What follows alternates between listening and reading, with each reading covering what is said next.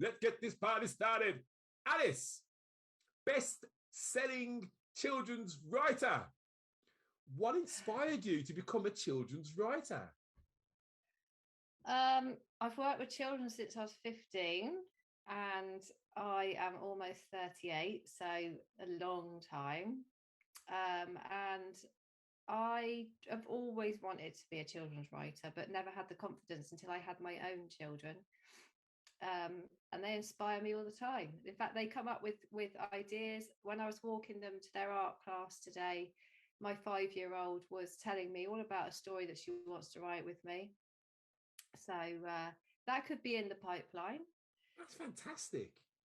Because, I mean, children are so in touch with their imagination. I mean, we could learn a lot from them. In fact, we could learn so much from them. And I think the moment you lose that innocence, that imagination, I think that's when it's a downhill slope from them, surely, isn't it? It's like bills, responsibilities. Yeah, and I think also it's like when children get to a certain age, kind of pre-teen, teenagers, they're encouraged not to have that imagination because they're encouraged to be more grown up by society, social media, everything. And they could still keep that imagination if they were allowed. And carry it on throughout their lives, because it's such an important thing to have for all of us, like you said, you know, as adults, to have an imagination and live in a pretend world sometimes. That's why people like reading books in the first place, because then you can imagine what the pictures look like and everything. When it's on TV or on the big screen, or you know, quite often people say that they're disappointed by the adaptations because it's not what they imagined. Yeah, absolutely. There's one in particular, The Girl on the Train. I've read the book and I've seen the movie. Straight away, excuse me, this is supposed to be set in the UK. Why is it in America? And it was just a downhill slope from there. It was okay, but you're absolutely right. When you're reading the book, and because what you see is based on your own perception of the world.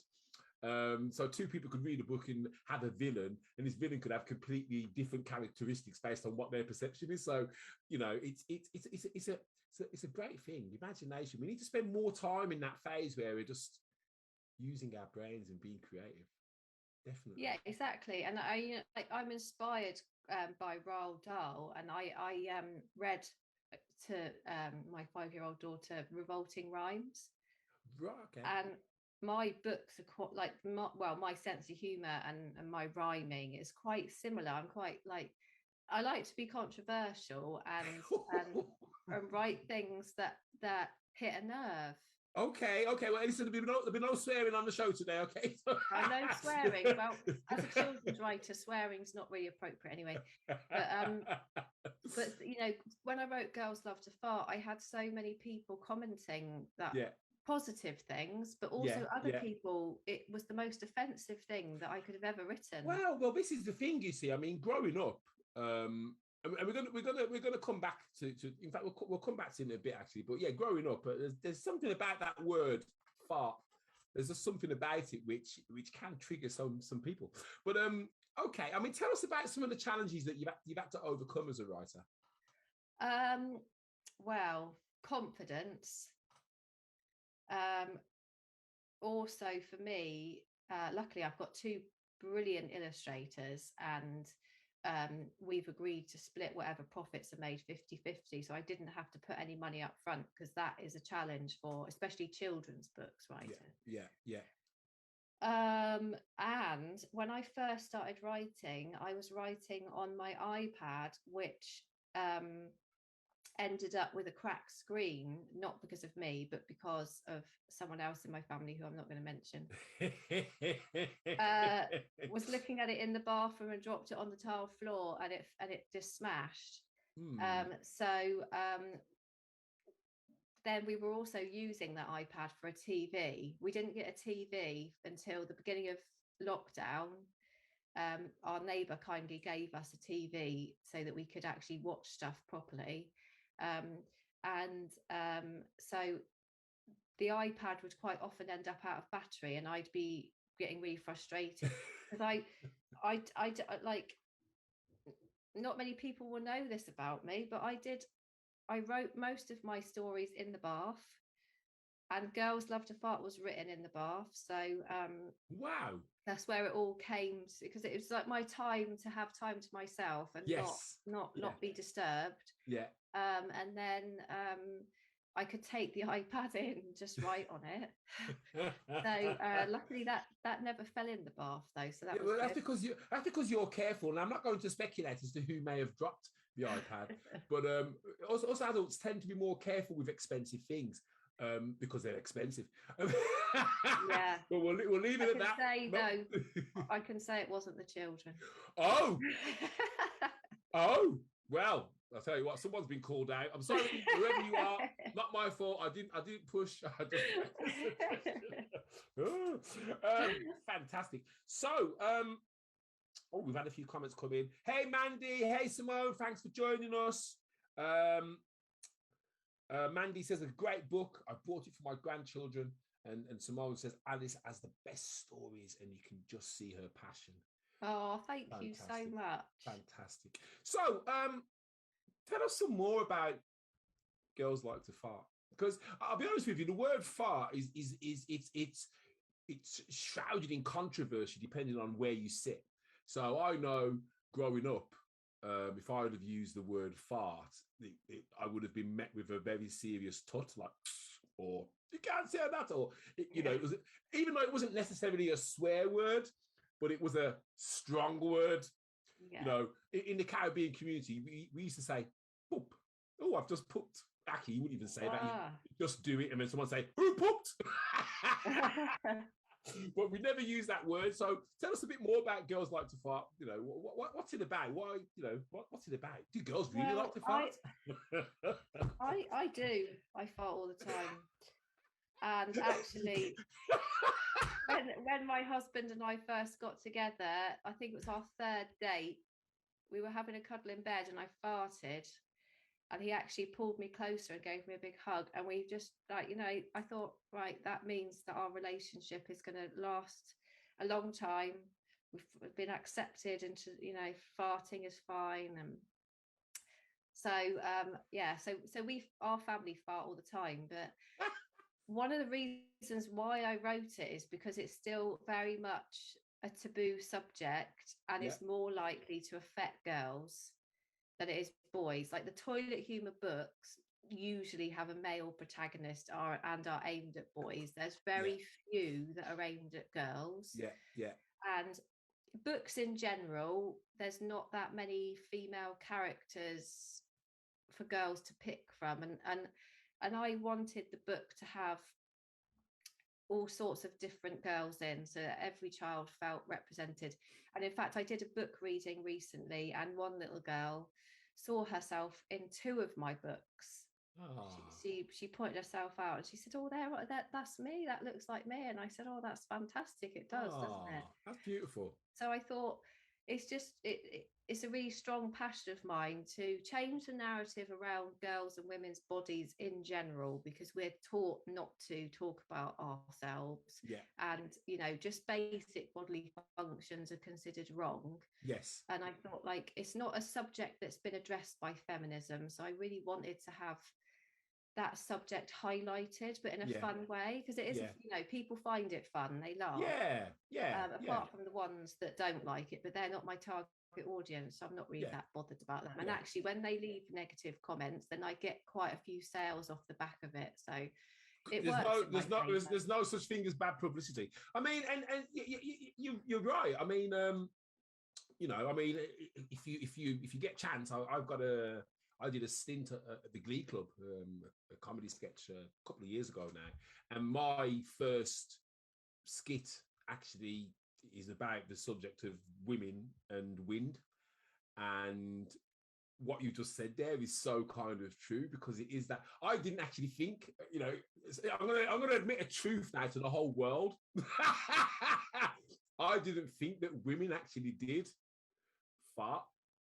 Oh, yeah. I didn't know. I don't know where I've been hiding.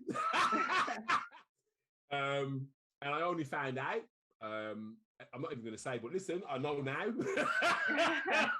but I didn't know because it was such a hidden thing. And I imagine in school cloakrooms all around the country, girls were laughing to each other, going, bah, bah, going, but around boys, it was like, it wasn't some. I don't know. I mean, yeah, society's got a lot to answer for, if you ask me.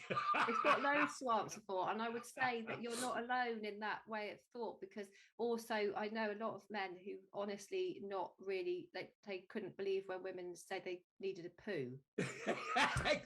Like, well, what do you think that we do? You know, I think the perception growing up, and I think it is down to when you were born, generation, decade, whatever, but women have always been perceived as these dainty little things that come down and do all the necessary, and they're just like magical creatures, and they don't belch, they don't fart, they don't go for a poo. All their waste magically disappears from them, and it just, just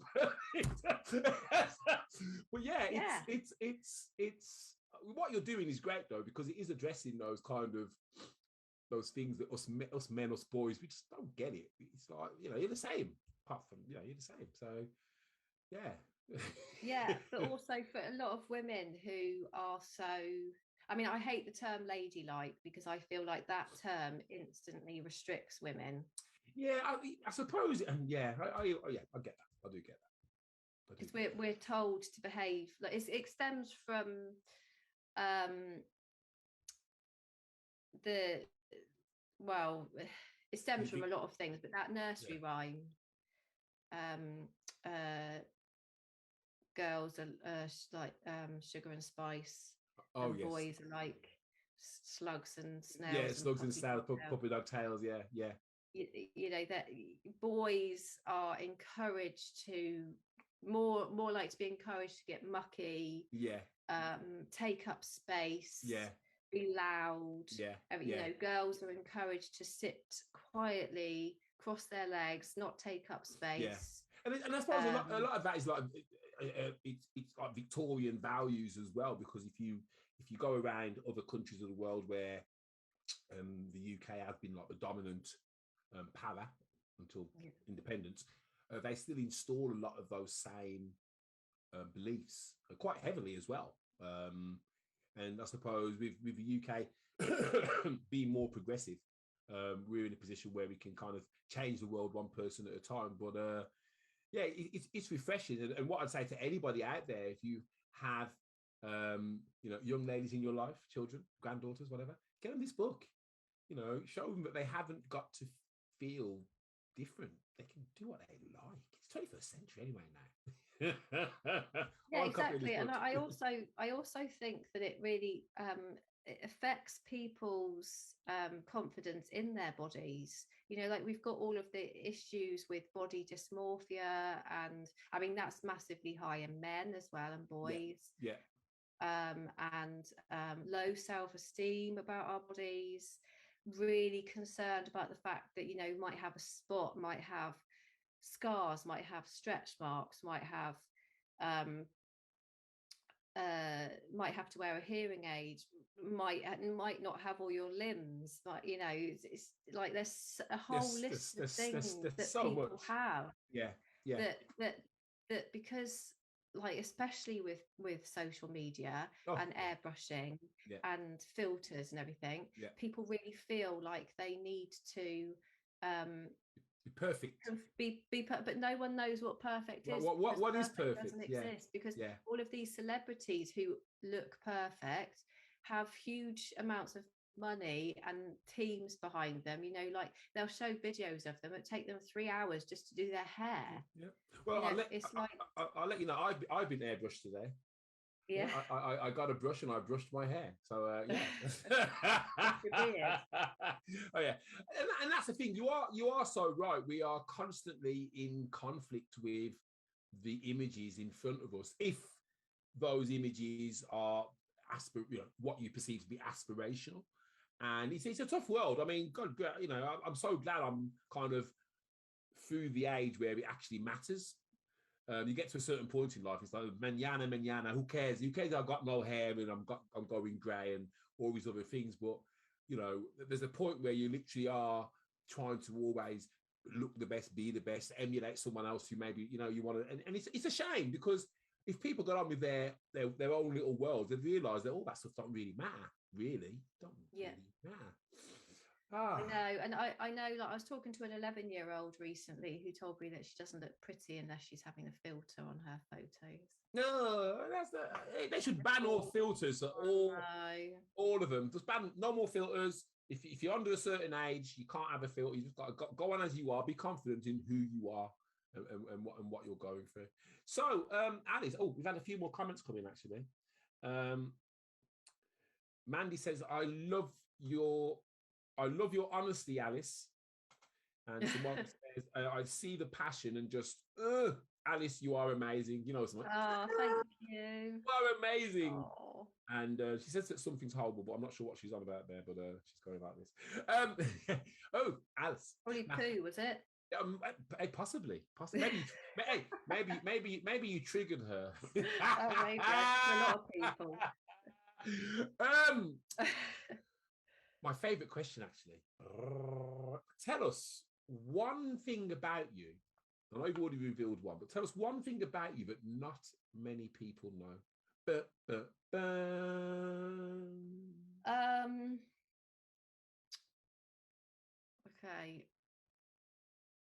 I'm just trying to think. I'm trying to think if I should say something funny about myself or something serious. Well, the choice, it hasn't. Listen, the choice is yours. It hasn't got to be anything too revealing if you don't want. But just a little fact, which one of my other passions is helping women with breastfeeding, and I volunteer as a breastfeeding peer supporter. So I was going up to the hospital, but obviously haven't done that for a long time. I like to be there because I feel like it's a very vulnerable time, and also an incredible privilege to help women when they've just had a baby and feel good about themselves and what their bodies are doing. Again, it's to do with bodies. It's like I had a lot of support when I had my girls, and I just want to be someone who can be there, especially if the maternity wards are understaffed and the staff don't have the time to sit by someone's bedside and chat with them. It's really, so that breastfeeding is a massive passion of mine. So how do people get hold of you if they need that support? Well, at the moment, we support people online, but it's only in my area. It's not nationwide, sadly. But I've got friends who I've supported. In fact, I had someone recently who was in Hong Kong, and another friend put me in touch. And that was really nice to be able to do that. Fantastic. So, and again, it's something that us males don't think of, consider, appreciate, because we don't know a woman's perspective. And I think it's really powerful what you're saying, Ben. I think you should make more people be aware of it, because even if it wasn't down to you doing it internationally, I think knowing that, look, this is helping other women may well encourage other women to maybe follow your lead and get themselves out in the community to help people. I'm working on it. Oh. I'm working on it behind the scenes, but I've just been really fortunate because we had this training and two amazing women who train us. And I've been doing it for 4 years. It's just something that it's always been in my family, because my mum fed me and my sisters. It's just been a very normal thing, and I understand for some women it's not that easy and it's not always possible, and a lot of the time it's not possible because they don't have the support. So from a male perspective, like, because my husband's been incredibly supportive of me, and when I had my eldest, because both my daughters were born by cesarean section, so I needed a lot of support.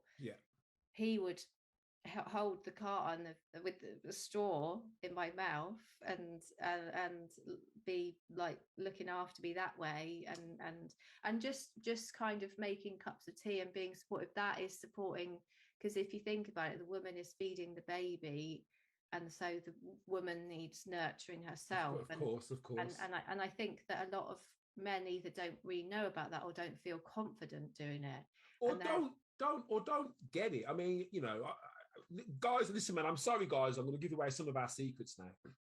The thing with men, God, what am I going to say? we need clear instruction. So, for example, babe, put the TV on. So we get the controller and we turn on, and then we look for a sports channel to watch the sport. Wrong. Babe, can you put the TV on? Put it on channel 3. There's a program starting at 8 o'clock that I'd love us to watch. Clear instruction.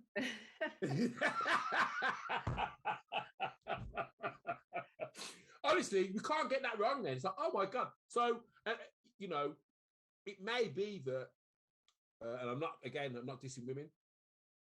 Tell us, talk to us. We don't always know. We are not psychic.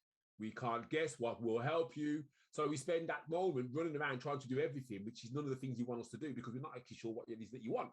But then if you say, well, I want this, and can you do it in this order? Honestly, ping. Honestly. That's not always possible, especially if someone's had quite a difficult birth, or if they're also... True. Some women would like to try it, but also aren't really that kind of, if they have to do formula, then they're happy to do formula as well, because they don't know. And also, we're not taught about our own anatomy. That's another thing, like women's bodies again. We're not taught about our breasts and what are inside our breast. Most people wouldn't know what milk ducts are.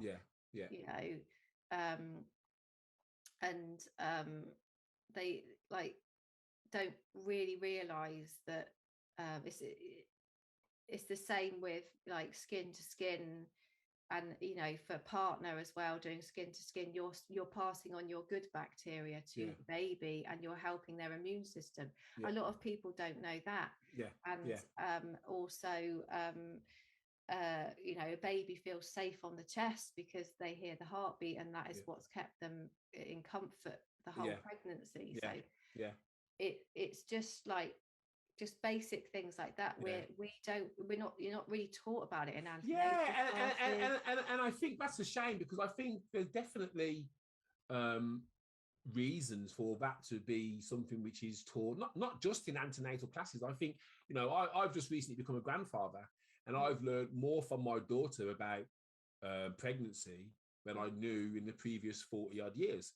And it's been a bit of an eye-opener. It's been like, oh my God. Because you realise that pregnancy isn't this kind of beautiful journey where nothing can go wrong. It's full of rocky bits of the road where the weight, and there's this and there's that, and then throwing things like diabetes and all these other little things, and it's like, oh my God, it's like, so you spend the whole time then just worrying and hoping that it's going to be okay at the end. But the reality is, before this, you just assume that everything's going to be all right. But honestly, Alice, good grief, I tell you what, you're like some book of... Listen, people, you've got to reach out to this lady, because she has so much to share. And we're going to carry on talking afterwards. Look, let's get to the next question. We're not doing afterwards. Simone says pregnancy is terrifying. Didn't know you had kids, Simone. Mandy says, Alice, you are marvelous. Oh, thank you. Simone says the farting is amazing. That's a bubble bursting. And filter. It's all about the filters. Right. Okay. So, what 3 bits of advice would you give somebody who wanted to start writing a book right now? Okay, they've got to know the genre they want to write. Make sure that they really believe in what they're going to write, so that it comes through, because otherwise, if they're just writing for writing's sake, then it's not going to be authentic.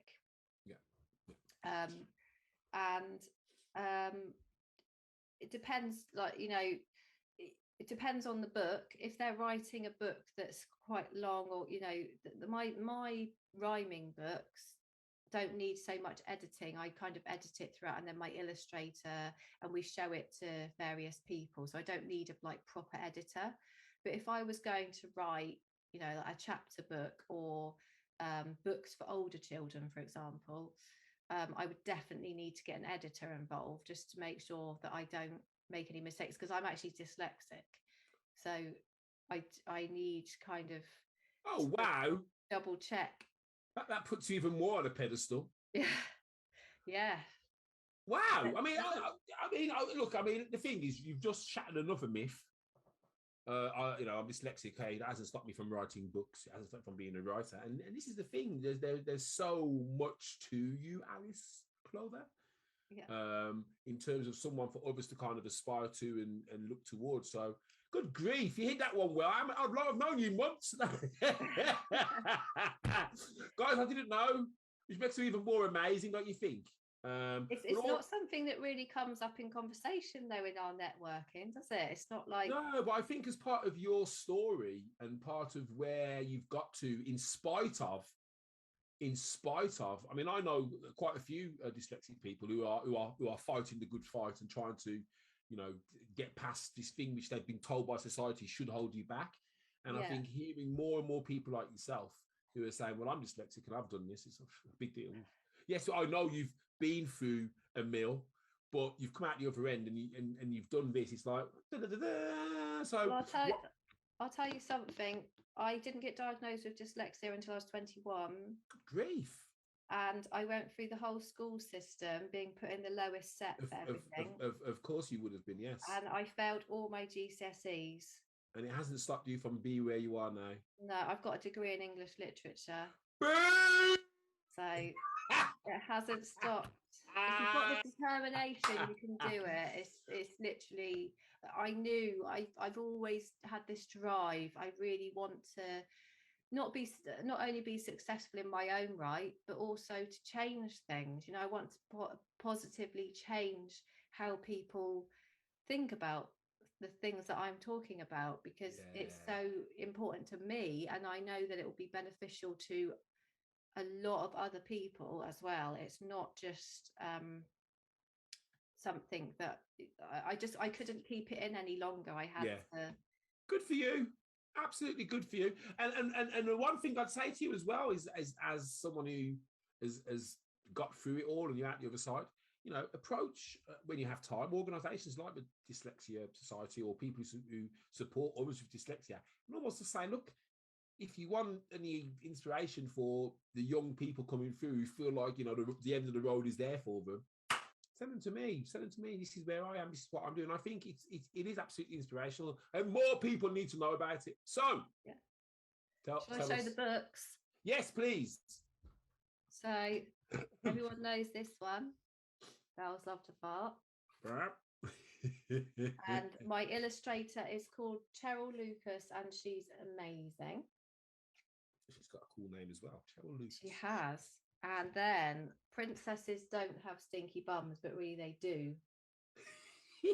And that was inspired by my 7-year-old daughter. So if anyone wants to buy that, then she would be over the moon as well, because she came up with the title. Oh, brilliant. And then this is my new one, which is going to be available soon. Girls Love to Burp. Love that picture. Absolutely fantastic. If you could do me a favor when we finish, if you can go to this video on the page and drop all of your links. I will. So link to the books, link to your social media, link to your website. If there's anything that you're taking part in where people can get hold of you, or any events that you're supporting as part of what you're doing, get it all in there, girl. Get it all in there. And also I wanted to say, with Princesses Don't Have Stinky Bums, that is illustrated by Ellie Tompkins, who is also fantastic and is always looking for collaborations, and she's wonderful. Fantastic. Before we go, Alice, is there anything else that the people watching can help you with right now? Is there anything that we can do to support you on your journey? Promoting the books for me would be fantastic. Also, if anyone knows of like any schools or anything that want any of the books, and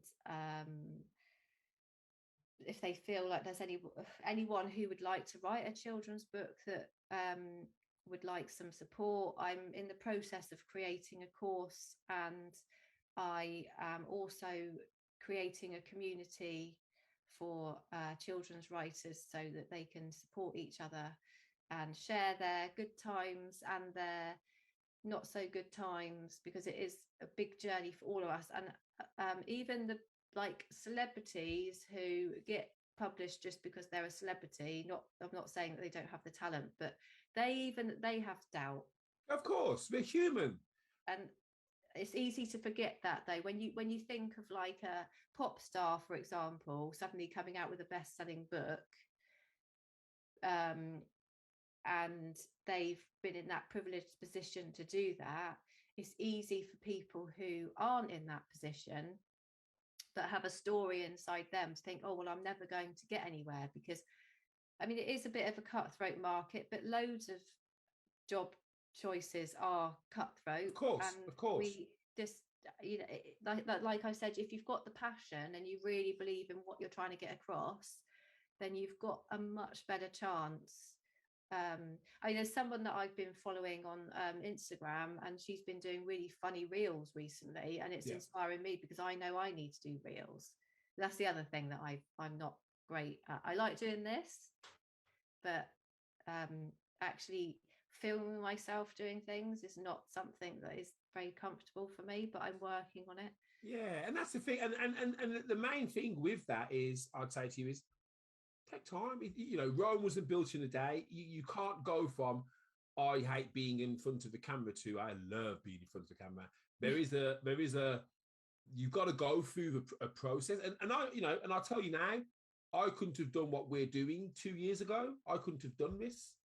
So even myself, I've had to go through a learning curve where it's been like, you know, I've had to get used to doing it. I've had to get used to like these different cameras and just communicating and just being relaxed, as opposed to it being like a TV show or a news, you know, 10 o'clock news. So give yourself time. It will come. It will definitely come.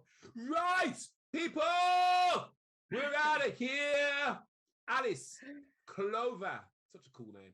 Thank you so much for joining us today. An absolute pleasure. Please make sure you put all your links and bits in the comments. Any more comments come through. Mandy, pregnancy is the most wonderful experience a woman can have. Breastfeeding is fabulous. And Mandy also says, great, cannot wait for the new book ready for Christmas. So you've already got a new customer.